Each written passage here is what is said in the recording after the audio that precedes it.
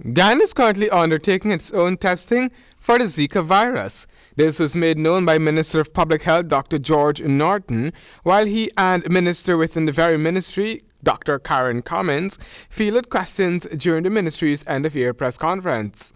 First of all, had the offer of sending one person to be trained at CARP in Trinidad, and then it changed to two. We sent them to train, and having the equipment here in Guyana, we had to calibrate that equipment. And we waited on the experts to come down to get the equipment calibrated. Then we run into the difficulties of getting the reagents. Fortunately, we have managed to get the equipment calibrated, the reagents are available, and I think it's about two weeks ago, we've actually started testing for Zika. This has lessened Ghana's reliance on the Caribbean Public Health Agency, where Ghana sent samples to be tested.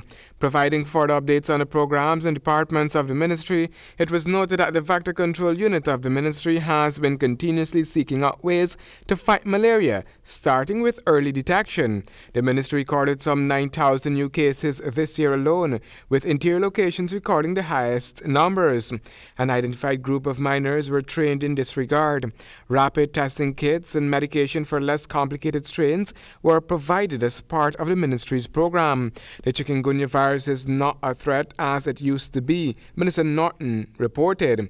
It is a viral infection and has begun to feather out on its own. But whenever it shows up, we know it's there because of the severity of the symptoms that it presents. But actually, in 2016, there were 842 cases of dengue fever and 25 lab-confirmed cases of Zika and 125 cases of chikungunya. In light of efforts to reduce maternal deaths in the country, the Public Health Minister provided an update.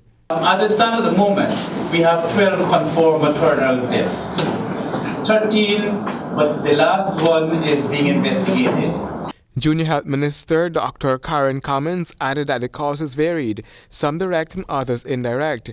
There were at least 2 deaths from pesticide poisoning. Hemorrhaging and infections were also listed as causes.